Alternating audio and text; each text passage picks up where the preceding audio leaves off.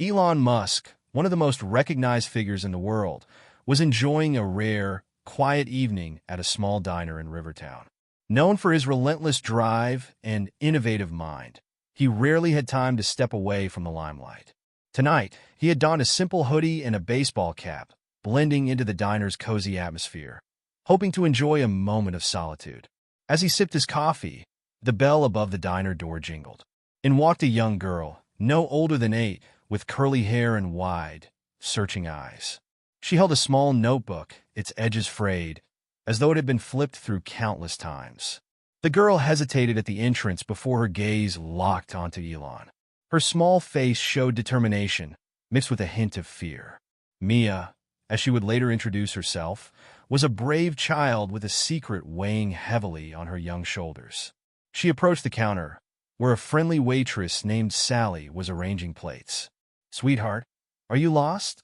Sally asked kindly, noticing the little girl's anxious demeanor. Mia shook her head. "No, ma'am. I need to talk to him."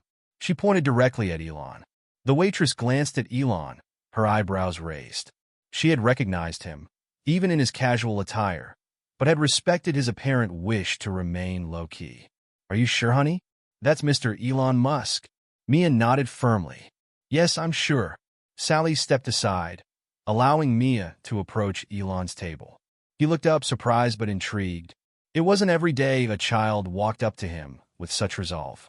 "Hello there," Elon greeted her warmly. "Can I help you?"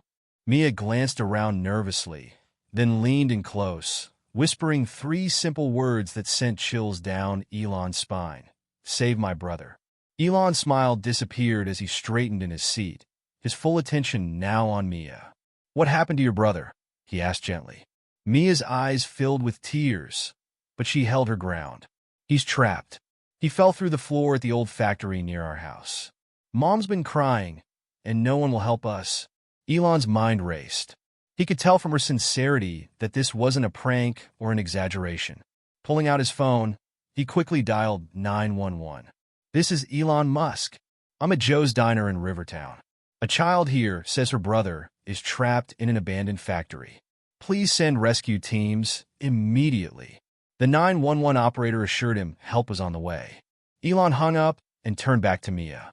"What's your name?" he asked. "Mia," she replied, her voice trembling. "Mia, can you tell me more about what happened? How did your brother get trapped?" Elon's tone was calm and reassuring, a stark contrast to the urgency he felt inside. "We were playing hide-and-seek," Mia explained. "He went inside the factory to hide, but the floor broke and he fell. I tried to help him, but I couldn't reach him." Elon nodded, already forming a plan in his head. "You did the right thing by coming to find help," he said. "We're going to get your brother out." Moments later, police cars and rescue vehicles arrived outside the diner, their flashing lights reflecting off the windows. Elon stepped outside with Mia, briefing the rescue team on what she had told him. The scene shifted to the old factory, an eerie structure with broken windows and rusted walls. The rescue team quickly assessed the situation, finding Mia's brother, Ethan, trapped in a narrow space beneath a collapsed floorboard. He was scared but conscious. "We've got him," a rescue worker called out after several tense minutes. Mia clung to Elon's side as they watched Ethan being carefully lifted out. She broke free, running to her brother and wrapping her arms around him. Tears streamed down her face as she whispered, "I knew you'd be okay." Elon stood back, watching the siblings reunite. There was a lump in his throat he hadn't expected. Moments like these reminded him of the human side of his work, the people he strived to help, directly or indirectly. Back at the diner, Elon made sure Mia and Ethan were taken care of before the media frenzy began outside. Cameras flashed as reporters swarmed, eager to get a statement. Elon, however, stayed focused on the children. "You're very brave, Mia," he told her. "You saved your brother today." Mia smiled shyly. "Thank you, Mr. Musk." Before leaving, Elon handed Mia his business card. "If you or your family ever need anything, you call me." "Okay." Mia nodded, clutching the card tightly. As Elon stepped outside to address the media, the siblings watched him from the diner window, their hearts full of gratitude. The story of Mia and her brother quickly went viral, capturing hearts worldwide. It wasn't just a tale of a billionaire stepping in to help. It was a reminder of the power of bravery, kindness, and compassion in even the most unexpected moments. Elon Musk returned to his world of rockets and innovation, but he carried the memory of Mia's whispered plea with him, a small yet profound reminder of the impact one can make when they choose to listen and act. The weeks following the rescue were a whirlwind for Mia and Ethan.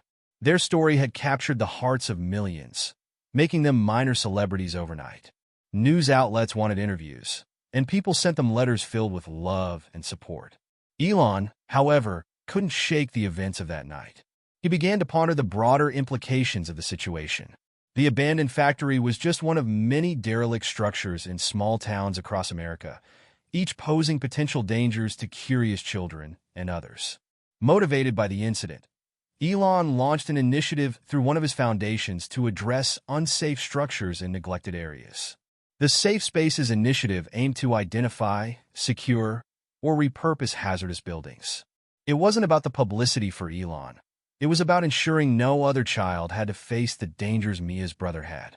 Meanwhile, Mia and Ethan returned to their lives with newfound confidence. Ethan, who had always looked up to his big sister, now saw her as his hero. "You saved me," he often said, hugging her tightly. "You didn't give up." One day, as Mia was flipping through her notebook, she decided to write Elon a letter. With her mom's help, she crafted a heartfelt message. "Dear Mr. Musk, thank you for listening to me that night and for saving my brother. You taught me that even when things seem impossible, someone might be willing to help if you have the courage to ask. I hope you know how much you mean to me and Ethan. Love, Mia." When Elon received the letter, he was deeply moved. It was a simple yet profound reminder of why he did what he did, to make the world a better place, not just on a grand scale, but in the lives of individuals like Mia and Ethan. Elon decided to invite Mia and Ethan, along with their mother, to one of his SpaceX launches. He wanted to show them what was possible when people believed in big dreams and acted with courage. When they arrived at the launch site, Mia's eyes widened with wonder at the sight of the towering rocket. "This is amazing," she whispered, holding Ethan's hand tightly. Elon crouched down to their level. "This rocket is going to space because of people who dared to believe they could do something incredible," he said. "Just like you believed you could save your brother. Never stop believing in what's possible." As the countdown began, Mia and Ethan watched in awe, their faces lit by the fiery glow of the rocket's ascent. It was a moment they would never forget, a symbol of hope, courage, and the power of human connection. As the countdown began, Mia and Ethan watched in awe, their faces lit by the fiery glow of the rocket's ascent. It was a moment they would never forget, a symbol of hope, courage, and the power of human connection. The experience inspired Mia to start dreaming bigger. She began writing stories in her notebook, tales of bravery, compassion, and making a difference. She decided that one day, she would write a book about her brother's rescue and the man who made it possible. Elon Musk, too, carried the memory of that night with him. It became a touchstone, a reminder of the simple yet profound impact of listening and acting. And as he continued to push the boundaries of innovation, he knew that sometimes the most important work happened not in boardrooms or laboratories, but in the quiet moments when one person chose to help another.